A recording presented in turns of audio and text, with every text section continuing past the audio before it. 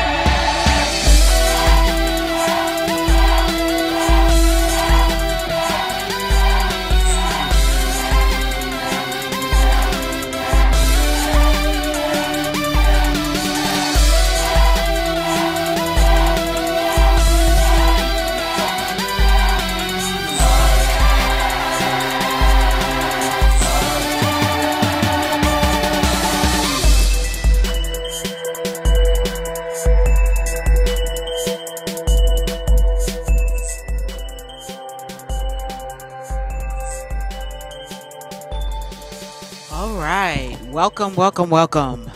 Whew. 2013. First show of 2013.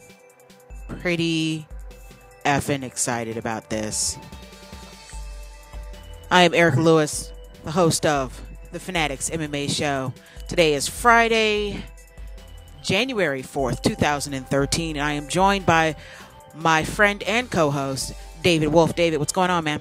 Hey, what's good, Erica? Happy New Year. Happy New Year to you too, man. Thank you. It's been pretty amazing so far. Good year, 2013. I got good vibes for it. Good vibes. I like that. So, man, how was your holiday overall? I know you're of the Jewishness, but I'm sure I'm of the Jewish persuasion, so Christmas is kind of meaningless.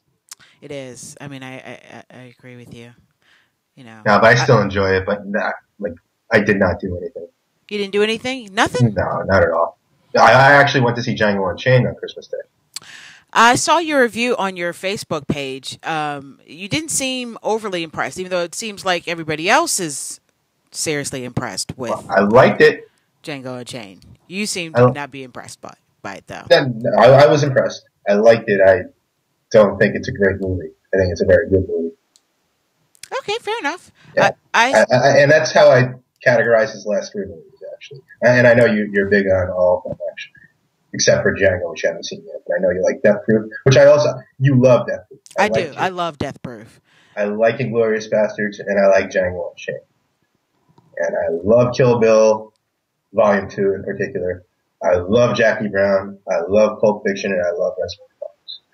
So I would say this to me is not top tier Quentin, but that's just my take. A lot of other people disagree, obviously. I'm not going to say. I don't know. Compared to what else is out there, yeah. I mean, masterpiece. Yeah, I would imagine compared to what else is out there. Although, what's the movie that's number one right now? The Hobbit. Everybody's talking about The Hobbit. I can't sit through that. No, well, This may I hate lose all that us stuff. Fans. I was never a big I don't like the Lord of the Rings trilogy. Oh, yeah, I haven't even watched those. And I like Peter Jackson as a horror director. I don't know. I did like. You know what I did like that Peter Jackson did? Dead Alive. Awesome horror movie. Awesome. Ever seen Bad Taste? No, I haven't. Is that good? Yeah, Bad Taste is just as good. Oh, all right. Yeah, I do like the old school Peter Jackson. And didn't he do The Frighteners? I don't know. It's really good, actually. That was a good movie. I haven't watched that in a long time. I'll have to check I think it out. he did. And then he did The Lord of the Rings, which I can't even give a chance to. I hate that stuff. But you know what? It's just not my brand of dork. I am definitely very dorky, very nerdy. It's just not my brand of dork and nerd. And so I can appreciate that other people absolutely adore it. The amount of detail that goes into those things is redonkulous. For sure. It's just not my brand. It was never my thing. Even when the kids would play Dungeons and Dragons, I don't know. No. That stuff. That was just never, I never got it. I feel you, man. I definitely feel you on You are a wizard. Fuck out of here. All right, so we ended 2012, I think, with a pretty good, a pretty decent card from the UFC. Well, Well, the prelims two on awesome fights FX. at the end. That, The prelims on FX were amazing. They were really, really good. The main card, for the most part, on the pay-per-view was not that great. I will give you that. But you have to give me at least the prelims were good. And they were on FX, so you should have watched them. I watched them. I mean, I wasn't. I mean, I didn't say they were blowing people away, but they were good. They were decent. Decent. Yeah, and nothing bad. I'm trying to think. I thought the... Nothing that got me excited. Only those last two fights did it for me. Really. I really liked the Varner Gillard fight. You know, I knew Gillard was going to lose that thing. I mean, that's just kind of how Gillard is. Yeah, it was good. Yeah, that was good. I loved seeing on Facebook. I loved seeing Todd Duffy come in and just smash the hell out of Philip DeFree's face. That's what I wanted to see. Yeah, that was fun too. It was fun. That's what it was. Just it was fun watching him come in and I miss those large lunch boxes he calls fists. Like it was really just those 3 pay-per-view fights then. I kind of miss the big heavyweights. I mean, it was just 2 years ago. Everybody thought that was where the heavyweight was going, to guys who had to cut 265. Yeah. And we found out that's not the case at all. But I did miss that. I missed that about Todd Duffy coming in and just punching people in the face. And he is a rather gifted heavyweight. I mean, he still has a long way to go before he's even considered partially elite. But he's a lot of fun to watch. He knocks people out. He's young, and I think we'll have a lot of fun. I've seen him argue in favor of gay rights on Facebook. You what? I've seen him argue in favor of gay rights on Facebook. Like, Todd Duffy's awesome. Fans. Todd Duffy's awesome. I think his brother might be gay. Oh boy, I hope the gay boys don't hear that, because they might think his brother looks like him. But he had some idiots on his page and tore into them. Good for him. It made me like him even more. I really liked the Varner. Like I said, I liked the Varner Gillard fight. I don't know what judge gave Gillard. No. Did you hear the story? 30-20. What was the story? He didn't know who was who. Oh. He didn't know the difference between the black guy and the white guy? Exactly. I think it's actually a woman, too, at that. You got to admit, it was tough to tell. Like, I was confused a few times. Except I realized Gillard doesn't have much of a ground game. That's the only way I was able to tell the difference. But his ground game improved. Yeah, I mean, it was a... And it couldn't really get worse. I thought it was a good fight, except for that split decision. That should not have been a split decision at all. And I really liked the final round, especially the last minute with between Varner and Gillard, where Gillard got stuck in that upside down kind of grappling position, and Varner dropped him directly on his head. I don't know. It was an exciting fight. That looked actually really dangerous. Yeah, but it was fun. It was fun. Dangerous. Oh, for sure, as long as it's not hurt. I mean. Eddie Wineland really put on a hell of a clinic against Brad Pickett. Yes, he did. And putting himself in title position. I don't know how I feel about... It seems like we do this a lot, but would you say Brad Pickett is really small for that division, or that Eddie Wineland is just unusually big, or a combination of the both? Maybe it's a combination of both, because I never really thought I never thought Wineland was too big, or that Pickett was too small. But he definitely had a serious size advantage. He looked like he had size advantage, though. In that fight against Wineland. And I think it is somewhere in between that perhaps, not perhaps, but Wineland is kind of tall and long for the division, and Brad Pickett is on the shorter side. He reminds me more of Demetrius Johnson and Joseph Benavidez. So I'm wondering, go to 125? Yeah, I'm wondering if he shouldn't drop to 125, but I'm also kind of tired of that being the excuse every time. Every time somebody appears to be too small for a division. So, that got tiring with Frankie, and, I'm sure it gets tiring for Cormier, who hears that all the time. I think he is going to drop down, though. Yeah, I think if Kane had lost, then it would be a different story. But yeah. And plus, there's some type of bad blood with him and John Jones. Oh boy, some type of one disrespected the other. Something. There's something else. This perception of disrespect, it needs to. It's just so tiring. Tell you what, Cormier's That's a challenge. Yeah. That's a guy who's going to have better wrestling than John Jones. He And is going to have better stand-up is wrestling, dangerous but too. will he be able to get close enough to use it? That's the question. But it's a real question. Yeah. But at least that's an intriguing fight. I agree, it's intriguing. It's more intriguing than anything else they could do with him at 205 for John Jones. Rashad is a better wrestler than John Jones. I don't think there should be too much dispute behind that. But Rashad couldn't get in close enough to really. But Cormier's from a whole other level. No, I agree with you. But at the point where you're pointing out that Cormier is a better wrestler than John Jones, does it really matter if he's John on Jones scale is a from good 1 wrestler. to 10, a 10 compared to Jones as a 7? You know. And Rashad is probably like an 8.5. I mean, does it really matter at that point? I mean, they're just better wrestlers than him. But the point is, you have to be able to get inside and get close, and that's how John Jones has been able to win as much as he has against people who may have better wrestling than him or better grappling than him. So that's the question to be made there. I do think Cormier has amazing stand-up skills. It will also be the first time that we see him, depending on if it's his first fight as a light heavyweight or whether he'll have a tune-up fight. But we'll see how Cormier handles the drop to 205. Because the reason he hadn't done it before was because of health concerns. So, yeah, but if he does it with time, gives himself enough time to lose the weight the right way, he clearly carries too much weight. The guy eats pizza at midnight. Yeah. No, I agree with you that he definitely he looks like he should be able to lose the weight. But do you ever really know if you're doing it right until you've done it wrong? Does that make sense? Like when it comes to like losing weight like that, like at some. Well, I mean, he's point, not going to do it on his own. At some point, it's no. I agree with you. But even as a professional, everybody's body is different. Hey, they can pay for different. So. The reaction to it, you don't know if 6 months is the appropriate time or 3 months. 3 months might be perfect for one person and then not work out well for another person. I don't know. Like, I don't know anything about it. I'm just playing devil's advocate here. Main card of the pay-per-view, just to kind of move on. We did have a couple of upsets going into this. Although I don't know if Brunson over Lieben was really that much of an upset. We kind of saw that coming. Or at least I did. Oh my God! Was that like the worst fight of the year? That was terrible. That was an awful, awful fight.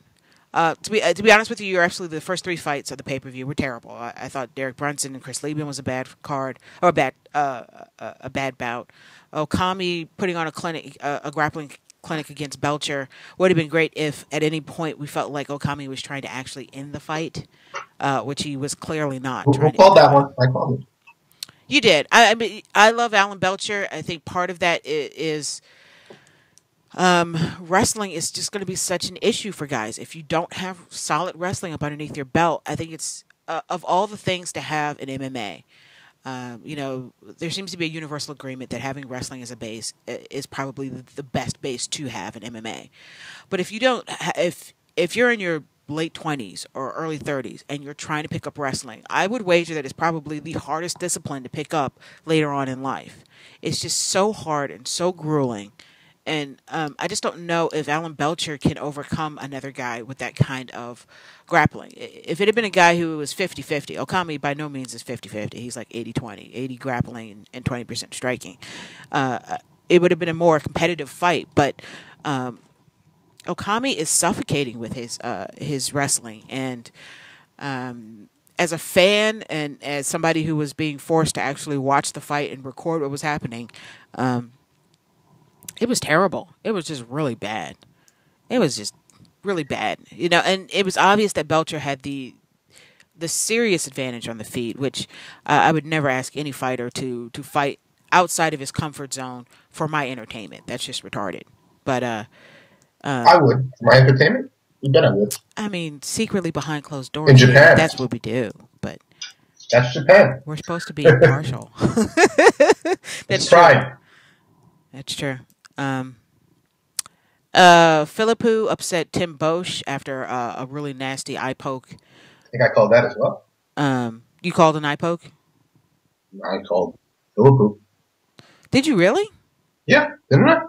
I don't know. I don't remember. I mean, Bosch was beyond the favorite to win that fight, so that would have been that would have been a hell of a call from your part, calling Philippou. And I think Tim Bosch with both eyes would have been able to because he was winning that fight before that eye poke, and then it all went to hell, and he couldn't see.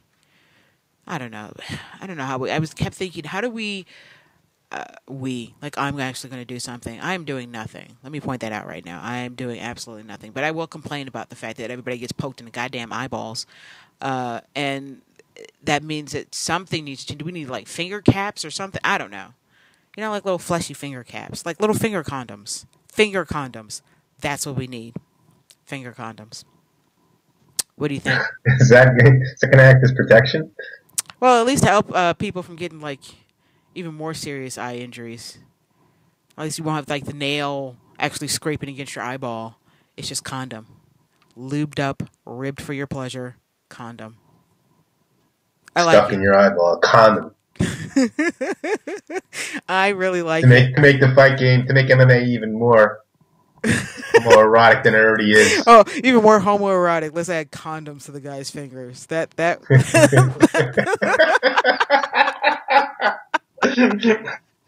I'm sorry, David. There are people that deny that it's homoerotic. I'm like, MMA is the most homoerotic thing that's not purposely homoerotic in the world.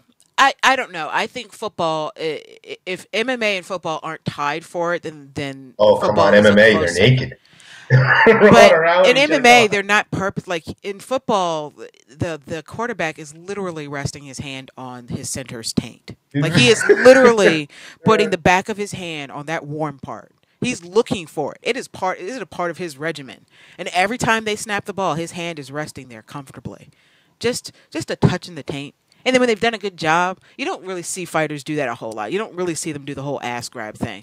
But sometimes in football, like it looks like they're cupping their hand sometimes, maybe grabbing on a little too long. I don't know. And you know, obviously I have no problem with if there was a bunch of homos in the NFL. As a matter of fact, I would love it if there were a bunch of homos in the NFL. But let's not deny that it's not pretty gay. Like it's pretty gay. I guess so. I still think MMA is got. Yeah, I mean, I guess you're right with the grappling part. Way Just the grappling part alone. Half naked, sweaty. Yeah. Turned up in north-south position. Oh, the north-south position. My favorite. My personal favorite. Okay. Let's talk about the two fights on the main card that were actually really good. Miller versus Lauzon. It was pretty clear from the get-go that Lauzon was at a disadvantage in that fight. I mean, Miller came out like a bat out of fucking hell with those elbows. Miller looked fucking great. Yeah, he did. Holy shit, he looked good. But, you know, got to get to Lauzon with that. He's got the heart of a goddamn lion, doesn't he? He does. Anybody else would have been overwhelmed at that point, especially at the sight of so much blood.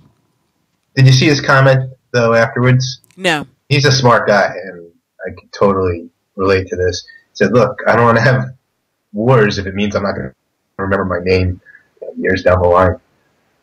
So people are complimenting him on the fight. And I totally agree with that. Yeah. It's not worth the price they pay for war after war after war. I agree with you. This was a hell of a fight. It was highly enjoyable, and I hope he doesn't have too many more of those. I don't know if he could take it. No. It looks like he's going to heal up pretty good though. He's been documenting his recovery since the fight, and it looks like he's going to heal up pretty well. I was thinking that he'd have a pretty significant scar from the cut. He still might have a little bit of a scar, but it doesn't look like it's going to be,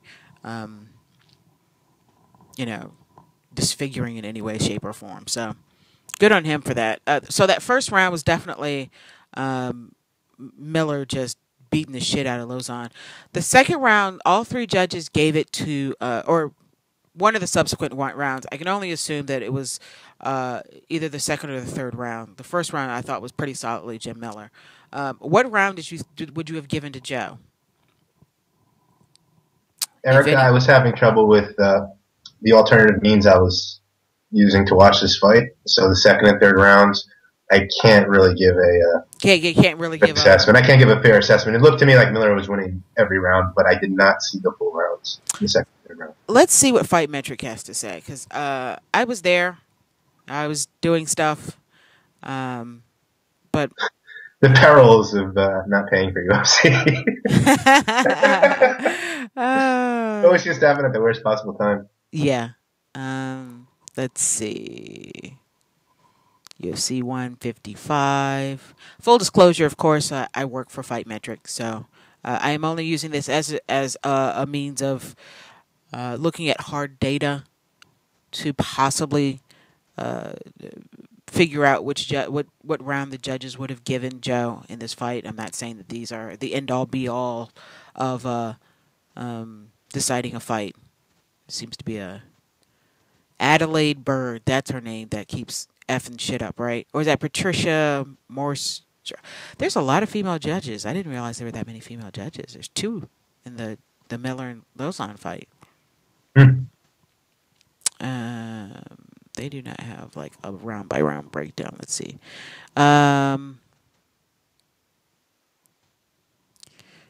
It almost looks like, in terms of significant striking, Miller was always on top. So which round could they have possibly given Joe? Oh, probably the third one, because he had 2 sub attempts in the third one.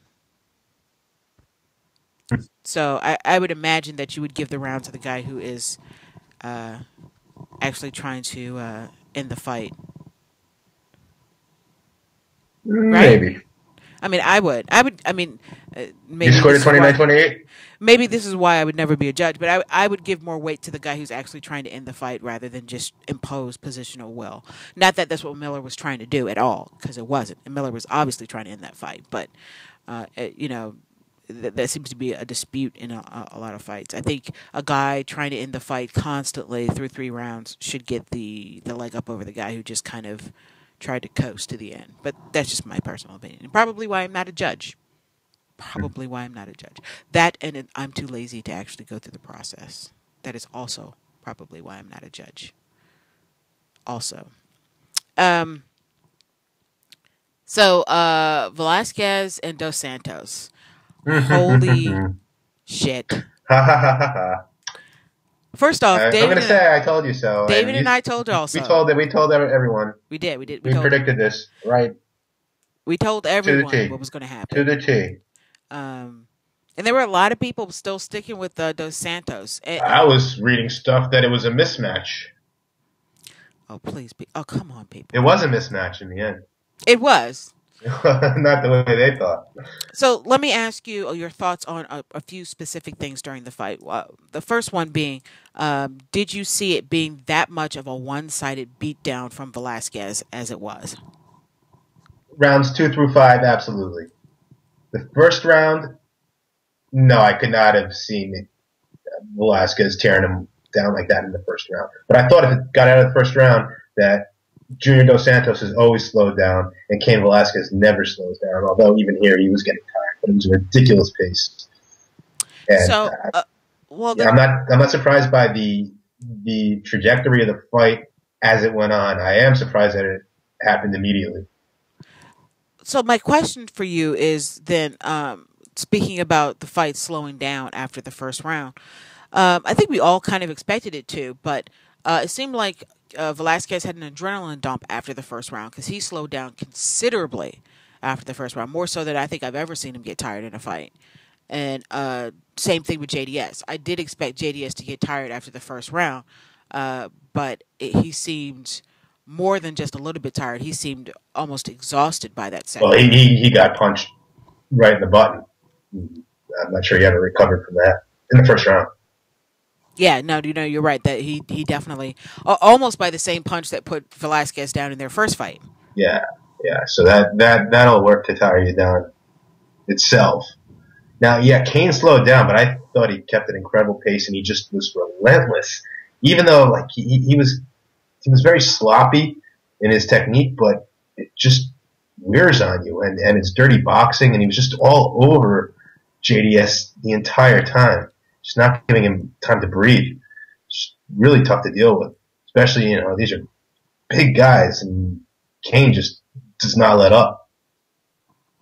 No, and, Dana White's criticism of the first fight which a lot of people seem to be pissed off with him about. And I still think, and even in hindsight, it's still not something he should have been voicing in front of the media. But he obviously knew that Cain Velasquez using his takedowns would be able to beat JDS. He kept saying that Cain didn't use the right strategy, and he didn't understand what the fuck was going on. And Dana had to be aware of how injured Cain was at that point.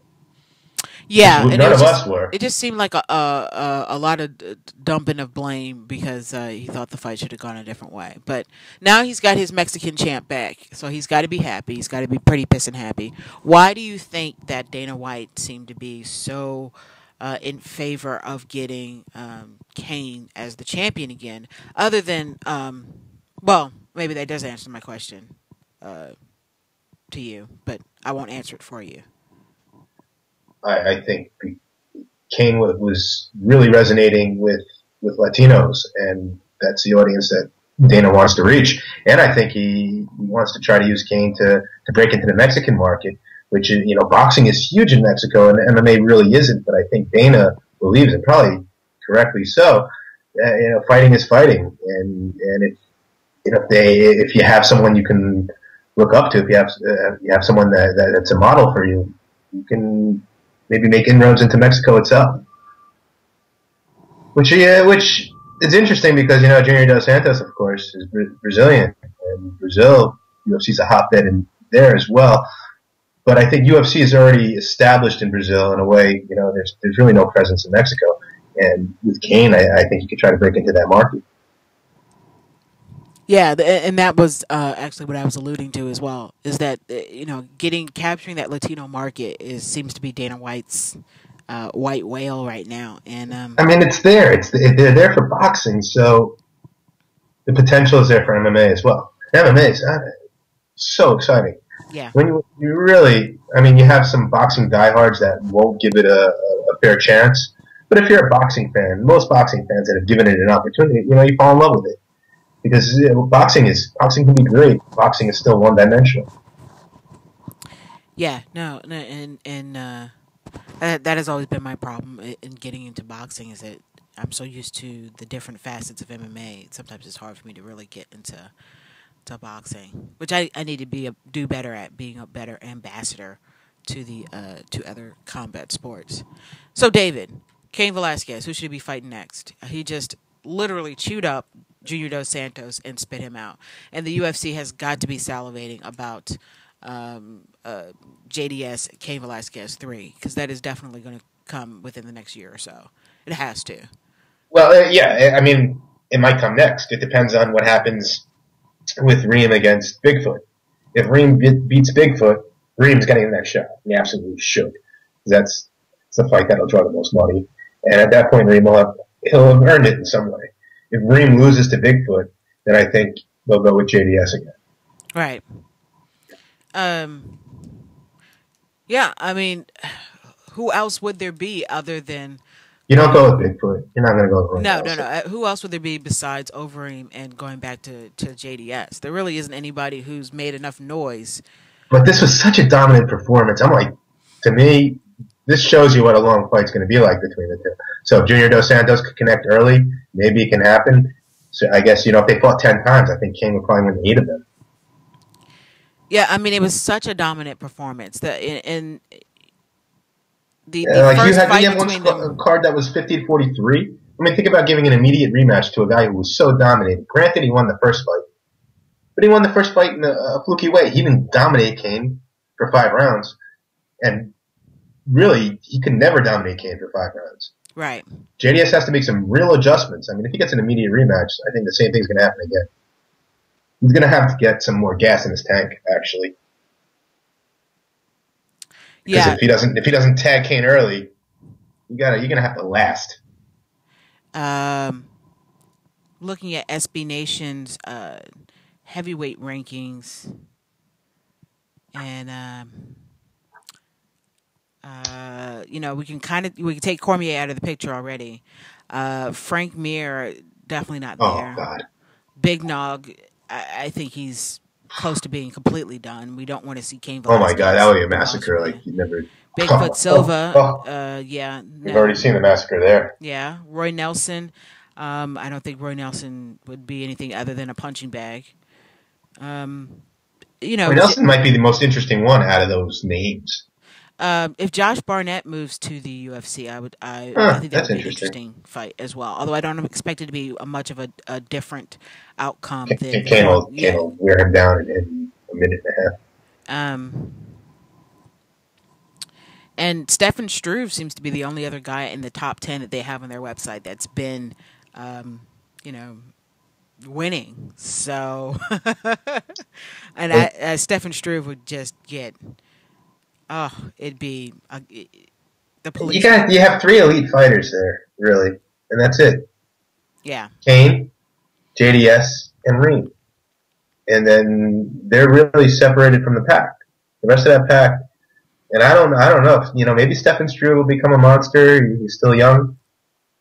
But as far as the other guys, those are basically gatekeepers, if not journeymen. Yeah, I agree with you. I agree 100% with you. Let's look at so if let's say Reem beats Bigfoot, what's next for JDS? Where would you like to see him go next if the rematch with Velasquez is not in the immediate future?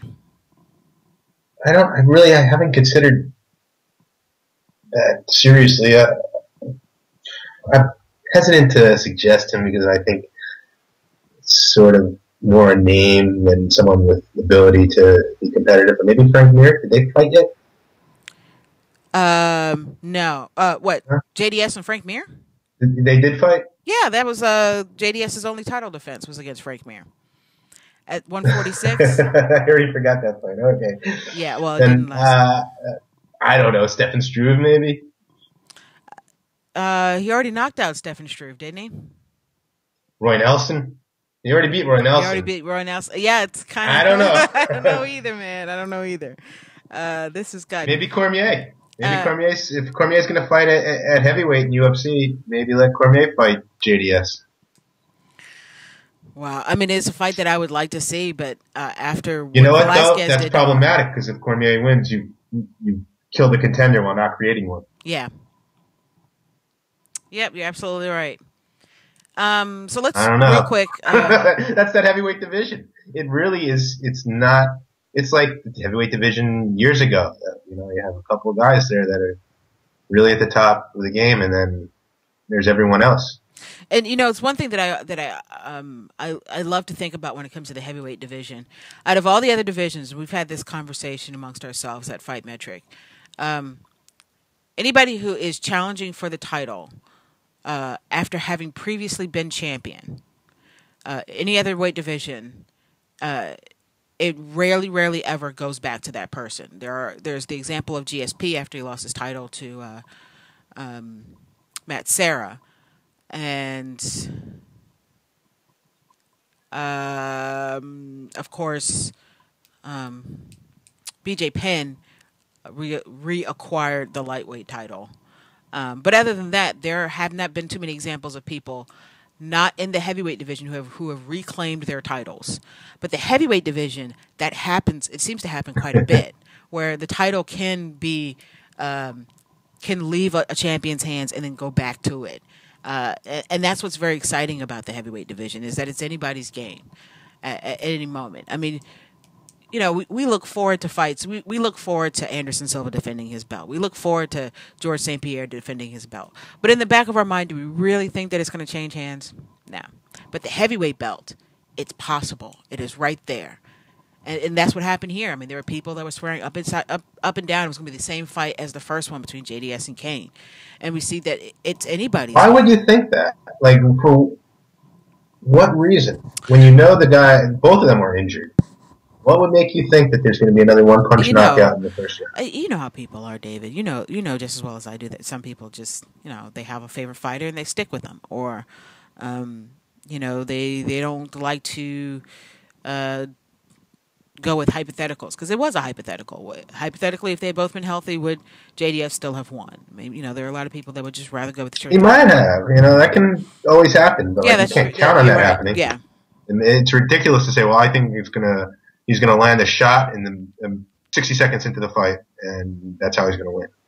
And kind of crazy, you know. Like, who would predict that the first time? And just because it happened the first time, what would make you think it's going to happen again? Even if they were both healthy. Right. Even assuming they're both healthy. Yeah. Crazy. Made no sense to me. I'm glad I was satisfied because I'm a big Kane fan. Yeah, me too. We both, and it definitely came through in our last broadcast where we pretty much told everybody they were idiots if they didn't think that Kane was going to win this fight, and it feels so good to be so right. Yeah, that really went. It couldn't have gone better. I mean, I was like, oh wow, because it was the first round where Kane just took it over. Yeah, I mean, it was obvious. The first round, I was proclaiming him champion already. Yeah, no, I mean, you were perfectly within your rights to do so because it was just such a. It just didn't look like JDS was able to come back from that at all. From that. JDS looked better in the fourth and fifth rounds than he did earlier. It's like he recovered a little bit. Well, he got a second win. He definitely got a second win, and but it was too little, too late. Yeah. It was way too little, way too late. Yeah. So another thing that we wanted to touch base on, of course, was the absence of Mike Goldberg during the pay-per-view broadcast. And if you haven't heard, the UFC hasn't really addressed why Mike Goldberg is out, but he's out for an indefinite period of time. And I know backstage I was asking as kindly and as unassuming as I possibly could if anybody knew what the deal was with Goldberg. And it seems like anybody who does know is sworn to commit Japanese seppuku if they tell anybody. So I take that as a sign to me that it's fairly serious. My money is on heavy drugs and alcohol and rehab being the reason that he's out. Either that or he touched somebody in their no-no spot. It's going to be one of those two. He touched someone in a no-no spot? In their no-no spot. They called. I don't know about that. I mean, I'm not saying that he's got a wife and kids, doesn't he? I mean, didn't Sandusky? That doesn't mean anything. Oh, you're actually saying. Well, no, not children. Not even an adult. You're saying no. I'm saying not either drugs or pedophilia, one or the other. No, not pedophilia. Oh my God, not necessarily pedophilia. Like Sandusky was a bad example, but that's to say that just because a man is married with children does not mean that he. Yeah, but Sandusky was a sick guy. Pass at people. Sandusky was a pedophile. You know, it's a sick person. Mike Goldberg appears to be a normal human being. But normal human beings sexually harass women all the time. Yeah, it's sexual. Yeah, but I'd be surprised. You don't even really get. You'd be really surprised. I would be because I think you'd hear rumors about what kind of person he is because there are so many. You know. I mean, it depends on who he's. Like, if he's sexually harassing the ring girls, do you think anybody's going to take anything they say as being as serious? Oh wow! I am certainly not saying Mike Goldberg is a child molester. Please keep that to yourselves. Matter of fact, I might delete. Is that what they were saying backstage? That Goldberg's got a Sandusky thing going on? No, nobody was saying that. But I think looks like this could be scandalous. As far as I'm concerned, as far as I'm concerned, Erica Lewis, Mike Goldberg, pederast. No. Oh, sweet Jesus, no! I am not saying he is a pederast at all. Saying he's either a pederast or a druggie. I'm saying he's either got happy hands or he's a druggie. Wow, they're both pretty serious. I know New York Post reported that he's in rehab for Adderall, but Dave Meltzer and Oliver Kopp were both, I guess, privy to maybe what the real situation is, and they both seem to think that that's not, at least that's not what they were told. But who knows at this point? So seems like are UFC, they saying rehab is not that? Yeah, that it wasn't drug related. So maybe you're right. Maybe he's a pedophile. No, maybe he has happy hands. Maybe he, a gentle caress on the thigh to Ariane turned into a straight up grope. I don't know. Who knows? At this point, other than the UFC, I know there are a few people who you'd have to fire him at that point. You can bring him back. Yeah, no, you're right. He can come back from some type of drug addiction. Yeah. But if he's sexually harassing, say, he couldn't risk, because they have station casinos. They have the Culinary Workers Union still fighting them on getting legalized in New York. And in fact, they're hoping to get legalized this year, and they have a date secured at Madison Square Garden in November if they are legalized, if it is legalized. Wow. They're planning a big card apparently. Oh, for New York? SG in a year from now, November. For their 20th year anniversary. And yes, that's right. It sounds an awful lot like somebody counting their chickens before they're hatched. It does, but the bill wasn't even brought to a vote last year, and if it had been brought to a vote, everyone seems to believe it would have passed. So if it gets voted on this year, it will pass. And the younger assembly people are really in favor of legalizing MMA in New York. I mean, it's just so ridiculous. You can watch it on your TV. Yeah. Everyone in the city, in the state, can watch MMA. You just can't legally have and of course there are underground fights all the time. But UFC can't go underground at this point. No. You see Indian casinos. Oh yes, we love that. We love that Bellator goes to all the Indian casinos. So I hate that part. Just say American casinos. I'm sorry. All right, let's stop talking about Mike Goldberg, the happy The hands. pedophile or druggie. One or the other. The happy hands. Hands. Strikeforce final card is coming up. On a scale from 1 to 10, David, 10 meaning you're so excited you might wet yourself, or 1 being Strikeforce, they didn't already have their final show? Question mark.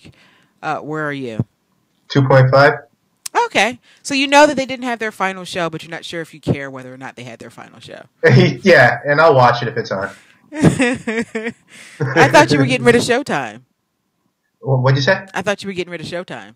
Well, I was going to keep Showtime through their final card. Oh, okay, fair enough. That's the point. But I think I'm going to maintain Showtime because Showtime has really excellent boxing at times. Showtime also has amazing shows. I don't know why people keep sleeping on Showtime's shows, but it has some really good shows. Although Dexter has fallen off, in my opinion. But House of Lies is amazing. Amazing. Amazing. No? Have you not watched it? I haven't seen it, so I don't know. I can't. Don Cheadle does a really bang-up job in that show. I love show. Don Cheadle. Yeah, he's just really... It's just a really enjoyable show, and what makes it so enjoyable is the constant deception that they practice as a part of their job to get what they need. And it's just fun watching them. It's almost like a scheme every episode. And it's not really laid out like that. It's not that formulaic by any means. And there's a lot of other elements that come into play. The main character's personal lives, of course, Don Cheadle's being at the forefront. And Kristen Bell's is secondary. But show is just so good. It's enjoyable. If you like a show that's got lots of filthy language and sex, it's a good show. If you like a show that's got lots of twists and turns and really great characters, it's a great show. It's just I would give it a try, David. I'd really like to hear your thoughts on it. And the first season should be on demand right now, especially since the new season is about to start up. Oh, check it out. Yeah, it's. I think you'd like it. I think it might be something you'd enjoy. So after the Strikeforce show pretty much got raped and pillaged by supposed injuries, which did not happen. I don't believe for 1 second that those injuries happened. But looking at this card, we kind of get a vision of some of the guys that will end up in the UFC. And it makes me kind of excited to see some of these guys. Ryan Couture being one of them. Ryan Couture, who is the son of Randy Couture, and has remained undefeated so far in his professional mixed martial arts career. Is he? I thought he lost a fight. I could swear I saw Did he lose a fight? I thought he was... I could swear I saw him lose in Strikeforce within the last year or two. Couture. Let's look at this. Dude, my back is killing me. Ugh. It's all this driving for work. I have like a... Yeah, he lost to Matt Ricehouse. Did he really? Yeah. June 2011. Well, I'll be damned. Nobody cared, apparently. Really, I didn't care. He is on at least a 3-fight win streak. He's 5-1 in his pro MMA career. I apologize for that. But he hasn't really faced anybody of real name. Connor Hune probably being the closest to it, and if you don't know who Connor Hune is, nobody can blame you. But he's facing KJ Nunes coming up, and KJ, of course, has really, really great stand up. I expect Ryan Couture to take him down and probably ride this one out. But Ryan Couture being in the UFC makes me excited. Just if nothing else, for the sake of legacy, and a son following in his father's footsteps. We got Tim Kennedy versus Trevor Smith. Nobody cares about Trevor Smith. I doubt the UFC is going to take Trevor, but Tim Kennedy being in the UFC is pretty exciting. Roger Gracie versus Anthony Smith. Sure. Moving on. Pat Healy versus some dude nobody knows. He was originally supposed to fight for the title against Gilbert Melendez, and now has ended up on the preliminary card, facing some no-name dude. He cannot be happy about that. And Pat Healy winning this fight convincingly against a no-name dude, and I mean first or second round submission win, is necessary for him to get carried over to the UFC, because he does not on paper have a great record as it is. And if he loses, I imagine anybody who loses on this final card is out, unless it's a fluke. We do get to see at least once a crossover from the UFC to Strikeforce, and that would be Ed Herman fighting Ronaldo Souza, which I think is going to be a very exciting fight. Ed Herman has a good ground game. He hits very hard. Probably not the most polished on the feet. I would actually say that Jacare is a little bit more seasoned on the feet than Ed Herman. Ed Herman seems to be a little bit more unorthodox, but it should be a good scrap between the two of them. I think, and I think it's a good fight to warm up Jacare and show Jacare to people who may be watching the fight because they recognize Ed Herman's name. I think Showtime is free during yes, it is. It's a free preview weekend, so no excuses, people. Mike Kyle, I'll accept that the card. Mike Kyle versus Gegard Mousasi. Mousasi, I don't know. Mousasi has been one of those disappointments, I think, so far. He's shown some really, really amazing abilities and just not quite lived up to them. His gas tank seems to be a serious issue. Mike Kyle, of course, just mostly hits hard. But I think Mousasi in the UFC would be interesting. I think people are still kind of clamoring for that. At one point, people were clamoring for Mousasi versus Anderson Silva at middleweight. I don't think that noise exists anymore. But I think he'd be an interesting addition should he choose to go. Mind you, a lot of these guys have, or at least one point, had contracts that had the ability for them to fight outside of Strikeforce. I think that might have changed if you signed a new contract once Zuffa bought them. Like if your old contract had expired and you signed a new one, I think that changed. Oh, for sure changed. But I don't know if Gegard Mousasi was forced to sign another contract between the Zuffa acquisition and now. So he still might have that as part of his contract. So he may or may not even opt to come to the UFC. But I imagine the UFC will offer him something. Mike Kyle, not sure. I think he's an exciting fighter. And the UFC seems to be in short supply of really, really exciting fighters right now. So I expect them to take him. Josh Barnett, that's also up in the air, is fighting Nandor Gulmino. Nobody knows who that is. Nobody cares. But Josh Barnett is fighting, and Josh Barnett has quite a following. And there's also quite a bit of history between him and the UFC and Dana White. So that may or may not happen. We know Daniel Cormier is definitely coming over. He is fighting Dionne Warwick. No, I'm kidding. It's Dionne starring. Although I think it would be funny if he did fight Dionne Warwick and all she did was sing in the cage. I think that would be very entertaining. Nate Marquardt is the only champion still defending his title on this card against Tarek Seferdine. And thoughts on that particular fight and thoughts on Nate Marquardt's future. Is this serendipity for him that he ended up getting signed by Strikeforce? He won their title. He's now defending his title. If he defends that title, I feel like the UFC can't deny him entry. I mean, yeah, I think they already mentioned that they're going to bring him over. Yeah, but Nate's he's a top middleweight, so he's a good addition. Although I would think as long as Anderson's champion, he wouldn't. Well, he doesn't fight at middleweight anymore, so. Oh, where's he fighting now? He fights 170. 170. Mm-hmm. So I could see two solid wins in UFC, putting him in title position. Yeah, I agree with that. Absolutely. But Absolutely. I mean, are you? Maybe you're not as amazed as I am at how this turn of events kind of landed Nate Marquardt back in the UFC. I just think it's kind of amazing that he was so unceremoniously booted from the UFC after not being able to pass the drug test the day of the event. And I believe this was in was this in Pennsylvania? Was it in PA? It was somewhere over here on the East Coast. I don't remember which. I don't remember where it was. It was. I think I'm fairly certain it was the Pennsylvania. But I mean, he could have gotten back in anyway. Yeah, eventually, and by this point, he probably would have been back in. So his ending up in Strikeforce probably kept him out of UFC longer than had he gone to, let's say, Bellator.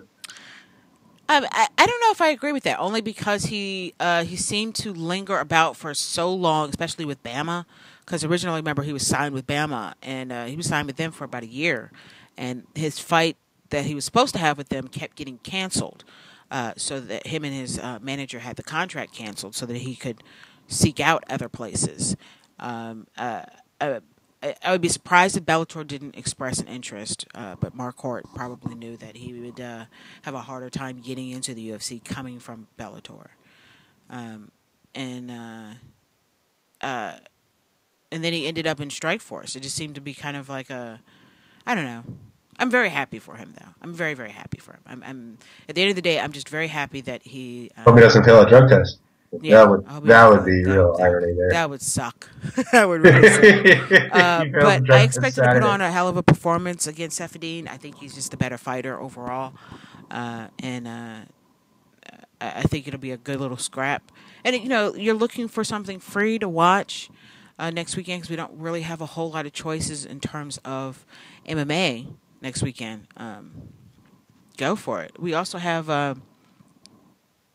Actually, this weekend, Invicta is putting on their first pay-per-view card. I think it's $10. Internet pay-per-view, right? Say what?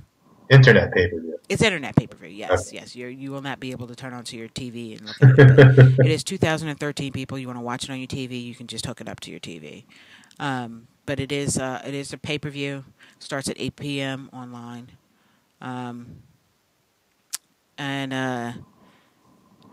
Damned if I don't really know too many of these ladies. I do know Sarah D'Amelio and Amanda Nunes. They're fighting, and Shayna Baszler and Alexis Davis are fighting on the card. So, wow, that pretty much rounds out the people that I know. Amanda Bell sounds familiar, but I might be just... Liz McCarthy sounds familiar, but only because on paper it almost looks like Lizzie McGuire to me. And I'm just imagining Lizzie McGuire in an MMA fight. That's really what's going on in my head. So we have Invicta this weekend, Strikeforce next weekend, and then the Friday after that, Bellator 85 making its debut on Spike Television. And I think UFC on FX probably that Saturday. Yes, UFC on FX, Belfort versus Bisping. So I think the next weekend, because I really like Bellator, so I'm excited about Bellator being on Spike Television. I can actually watch it in HD now. Although you could watch it in HD through Epix if you had Epix, but nobody has Epix. So it's like having fuel. So Bellator 85... again, its debut on Spike Television. It's going to be on at 10 p.m. So that's the only thing that I think might prevent them from really getting the numbers that I think they're going to get. Because 10 p.m. is a little late on a Thursday. Mm-hmm. I think it's a little late. I think 9 p.m. would have been perfect, but they're following. What are they following? The Impact, yes. So, I think they're trying to go with the same formula that worked for the UFC, following pro wrestling. But Impact might not have the biggest audience. It's not. I don't know if it's going to have the same exact effect that got the UFC to where it was. I still think the numbers are going to improve dramatically for Bellator. I think they're going to go from almost have to. Yeah, I mean, and they're going to go from having 200,000 people watching to 1.2 easily. I think for some of these events, maybe not for all the events, but I expect much closer to between 800,000 and 1.2, 1.3, because those seem to be like the average numbers the UFC was pulling on there. And once live MMA is back on Spike, I think it's going to kind of pick up where it was before. I don't know. It may not. People may have caught on by now that UFC is Fox. I just don't think people are that smart, to be honest with you. People are going to be referring to the UFC on Spike, and it's not the UFC. But whatever. Apparently, Bellator also had a bit of a name change. I don't know if you realized that. Did you realize that? What was that? Bellator had a name change. A name change? Yes, they changed. It's no longer Bellator? No, it's still Bellator, but they're calling themselves Bellator MMA as opposed to Bellator Fighting Championships. It's insignificant. Everybody knows them as Bellator. Yeah, but I think it's interesting, and I guess because I'm kind of like a marketing nerd, that it's interesting that they would choose to, and this was also mentioned on Untethered yesterday. I don't want anybody to think that I'm just stealing thoughts from Untethered, but they mentioned it, and I thought it was very interesting. And the fact that they changed it to Bellator MMA and not just Bellator, like, why would you? I would think shorter would be better. Like, Facebook went from the Facebook to Facebook, So why not just make Bellator Fighting Championships or Bellator MMA just Bellator? I don't know. I guess they feel the need to throw some sort of acronym in there. Well, if it's just Bellator, people who know MMA are going to be aware of what it is. But a random person comes across Bellator, you'd have no idea. Do you think that MMA properly? Do you think at that point now that MMA is recognizable enough by the general audience as meaning fighting? I would think that if you're going to do anything, I would have either stuck with Bellator Fighting Championships. Although I'm sure they'd rather call it Bellator UFC, but they can't. Bellator UFC. Go with is that what we're going to call it now, David? Because I feel like you just named it Bellator UFC for me. Bellator UFC. Bellator UFC would be the best possible name. But that's not going to work. Or Bellator FC would have been fine. I don't know. I just think the MMA is a little weird and a little unnecessary. But anyway, that is neither here nor there. So the event is, again, on the 17th. And it's headline Michael Chandler versus Rick Hahn for the lightweight title. I think that's going to be a good scrap. Hanato Sobral makes his Bellator debut. I'm fairly certain this is his debut in Bellator. Against Mikhail Zayats. It's a light heavyweight opening tournament round. And Pat Curran versus Patricio. I can never pronounce his last name. I really can't. And it is for the featherweight title. I find this interesting that Pat Curran and Patricio are following up after a non-title fight. Is that weird? I think that's weird. Why aren't the titles, little strange. Why aren't the titles main event and co-main event? Huh. It's Bellator. Yeah, I guess. Yeah. So it's only 3 fights, and it's because it's 2 titles. Or I should say, I'm sorry. It's Bellator MMA. It's Bellator UFC. It's Bellator UFC. Is what it is. Didn't realize Mike Guyman signed with Bellator. I must have missed that little bit of information. How could you have missed that? I don't know. I kind of liked Mike Guyman. I don't know. I like that he had that weird smile. I thought Jamie Yeager is also with Bellator. If you remember him. Bruce Leroy? No. Jamie Yeager also had an afro, but not the same black person. Not Bruce Leroy. No. Okay. Now that would be now you've got Jamie Yeager stuck in my head, and now I can't think of what his name is. It's oh, sweet Jesus, people. Why am I forgetting this kid's name? UFC. Okay. Alex Caceres. Okay. Jesus. I blame you for that one. That is my fault. Why are you mixing up your black people like that, man? That's just weird. It's terrible. It is. It's terrible. They're 2 different weight classes, too. So, I believe Jamie Yeager is either middleweight or welterweight. I can't remember which one it is. But he was only impressive in like the first 3 minutes of his fights, and then after that, he just kind of teeters off. Seth Petrozelli is fighting as well. I love Seth Petrozelli. Not because he's particularly good at anything that he does, but there's something about him that I really like. Maybe it's the whole Kimbo Slice knockout. No. Maybe? Well. No? Maybe? It was Kimbo. Yeah. It's kind of fun to say Petrozelli. I think I might also like him because I like saying his last name. And I met him in Boston. He's actually a really nice guy. He's definitely a meathead, but a very nice guy. What else were we going to talk about today before we get off? Because it's 6 o'clock already. The UFC 157 ticket sales. And I'm not sure how much there really is to say about this, and I don't know if we should really be surprised. And I've read a couple of things talking about the ticket sales for UFC 157 and comparing it to other events, but it seems to be that California, for some reason, is a little bit slow in this area for the UFC.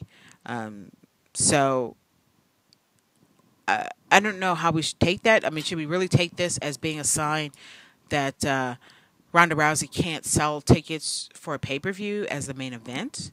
I don't know that the ticket sales would have been any better with Dan Henderson and Lyoto Machida headlining. Like, I'm not convinced at all that ticket sales... They might have been, but nobody knows Liz Carmouche. I think it's totally insignificant. Okay, fair enough. So, and we're still a month out from the event. I've heard, I think they have sold about 5,000 tickets so far, which is, again, awfully low. I'd like to see what tickets would sell if you had whatever main event you want to put in there with somebody nobody knows. Nobody knows in the general public, except the MMA hardcore fans, Liz Carmouche. So let me ask you a question. Do you think anybody cares who Ronda Rousey is fighting who's not a hardcore fan? I feel like that's almost a hardcore fan issue, that we care who they're fighting against, so that it has to be somebody that you know. Whereas maybe a casual it doesn't care who she's fighting. They just know Ronda Rousey and they'll watch it because it's Ronda Rousey. I think that's the hope at this point. Right. But they're going to build a division and the woman will become more recognizable. But you're pulling in someone out of nowhere as far as your people you're marketing to.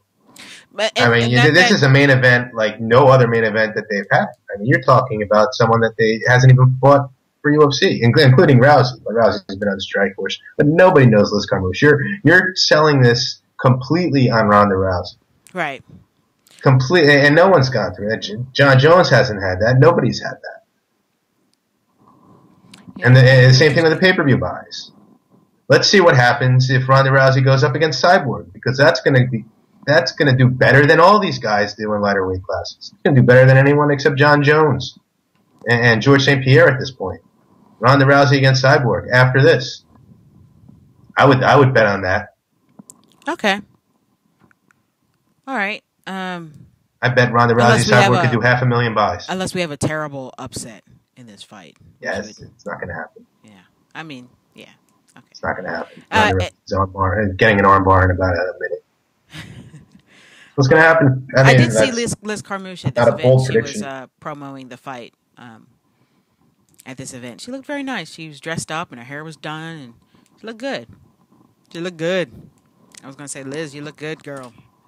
But I was too busy doing other things. People are such assholes. So someone's like, you're going to lose, or on her wall, or you're getting armbarred. She's like, she wrote back, I'm in UFC. How's your life? I love some guy was like, hey, Mark, I'm in UFC. How's your? She could have said, I'm main eventing the UFC pay-per-view. Right. When are you going to do that, asshole? Keyboard warrior. There was one more subject that you wanted to cover, and I didn't write it down. What was it that you wanted to talk about? You're asking the wrong one. Sweet Jesus. Was there anything? Yeah, there was something else. There was one more thing, and I had already hit post when you told it to me, and I can't remember what it was.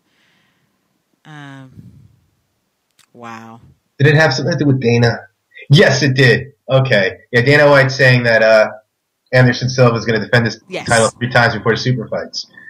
I can recall barely a month ago, but what was Marquez Pacquiao? 3 weeks ago? Wasn't Dana talking about how UFC was going to take a lesson from Marquez Pacquiao because Marquez beat Pacquiao, and now the Mayweather fight, even if it could be made, it has less of an allure. And I believe Dana said that UFC is going to make the fights that they have to make now when they have the time to make them. And stating that Anderson Silva is going to defend the title 3 times before the super fights, you're hoping that Anderson's going to have 3 successful title defenses. And I have to say, if Chris Weidman's in there, I'm not sure Anderson's walking out with a belt. And you know what? I actually agree with you. I know it may be scary for some, but I really think Chris Weidman has a serious chance of beating Anderson Silva should he get a chance to face him. And you're right; it seems it's awful assumptive to think that you'll even get that far. Mind you, Anderson Silva has been the most dominant fighter the UFC has ever had. Not even the most dominant champion, even though he is clearly the most dominant champion, but he is the most dominant fighter they've ever had. So Weidman's a serious threat. Styles make fights. Yeah, I agree with you. I mean, look what Chael is able to do. You know, he didn't win, but look what Chael was able to do. You know, I think Weidman might be able to do that without getting submitted. Yeah. Wow. And then the super fights are gone. But in the end, well, what's going on is that Dana just isn't able to book the fight. George St. Pierre doesn't want to fight Anderson Silva. I don't blame him. And thinking about it, you know, you risk something too. You risk a lot. You're going to gain $1 million by pay-per-view, maybe like $1,200,000 or even more with Anderson against GSP. But let's say Anderson decimates GSP.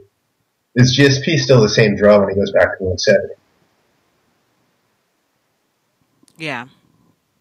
You know, so are you getting a short-term boost and hurting yourself long-term? And it's possible, like if Anderson destroys George St. Pierre, that could hurt George St. Pierre's marketability. You know, that can do something to it at 170, even though it's completely different divisions and fans will understand. But if Anderson goes in there and knocks out George St. Pierre in like 45 seconds or something crazy like that, just makes him look foolish, like Anderson has made light heavyweights look. Yeah. You know? And granted, light heavyweights that aren't elite light heavyweights, but they're still light heavyweights. And George St. Pierre is going to be a lot smaller. So unless you can bring Anderson down to 170, George is going to have trouble. I think even if you can bring him down to 170, Anderson's still going to clearly walk into the cage at least 210, I would think. I don't know. No, maybe not 210, but like pounds? 190. 40 pounds overnight. 190, definitely. Maybe. And that's still a lot smaller Anderson than definitely walks into the cage around 205, over 200. Yes, pounds. but that's when he's cutting to 185. He cuts to 170, he's going to be 15 pounds less than he usually is because he had to cut. You know, you're not able to put all that weight back on. Yeah, that's why I'm saying like 195. Yeah, he'd be smaller, not small enough. Or 190. But I think there are a lot of fighters that actually, their theory is that Anderson would be really drained from that cut. And it would not be the same Anderson. He wouldn't carry the same power, speed. No, I don't know. Anderson's not cutting to 170 assets anyway. just aren't. The fact that he's really strong and able to hit people with one punch knockout power, I think is just icing on the cake. It just accentuates how good he is and other things that I don't think would be affected by the weight cut, and that would be accuracy, number one. He's just so accurate with his punches. I don't know if a weight cut would really have an effect on that. It would have an effect on his power. It would have an effect on his cardio.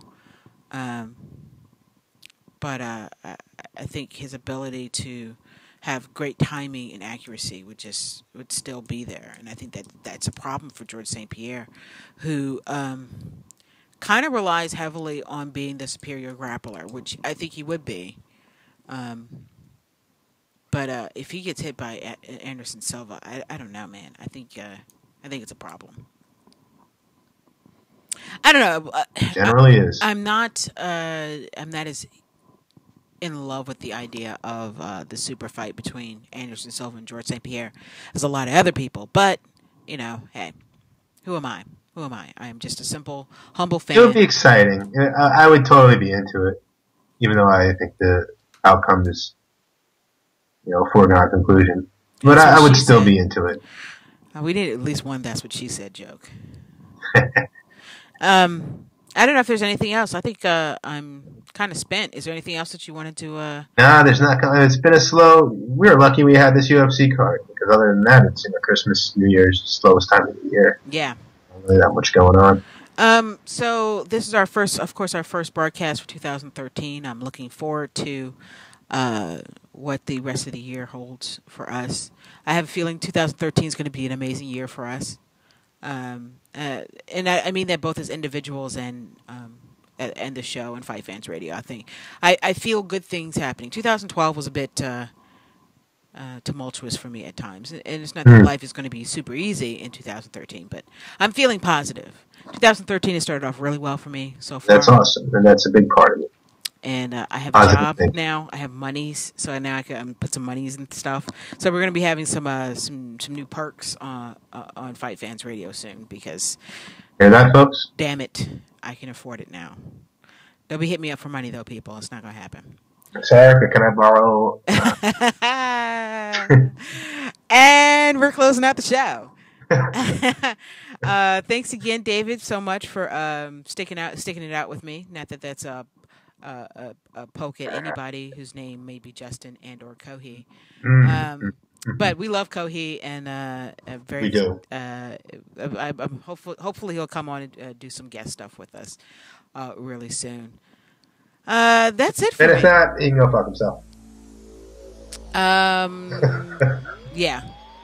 So let's talk about next week. So next week is we may or may not have a show. It depends on what my schedule looks like. I'll talk to David about that in a minute. And let's see what happens this week too. Nothing's going on. Yeah, we sort of previewed Strike Force already. That's very true. But do stay tuned for if you are fans of our brand of goofiness. I am starting a new show because I love to fill up my time with all kinds of garbage. But I'm starting up with a new show that I am not actually hosting. I'm just a part of the show, and it is called The Party Gamecast, featuring The Party Gamecast, and that will be on. I'll have more information about that on my Facebook page, and I'll probably tweet that. So you can feel free to follow me on Twitter at FightFan_Erica. The name on the account is Reverend Erica. I am an ordained minister now, if you have not heard. Amen, amen, amen. And we'll be back, if not next Friday, the following Friday. Same bat time, 5 p.m. Eastern Time on FightFansRadio.com. Feel free to follow us on Twitter at FanAddicts MMA. You can also like FightFans Radio on Facebook, Facebook.com/FightFans Radio. All right, David, I'm outie. You outie? I'm outie. All right, guys. Have a good one.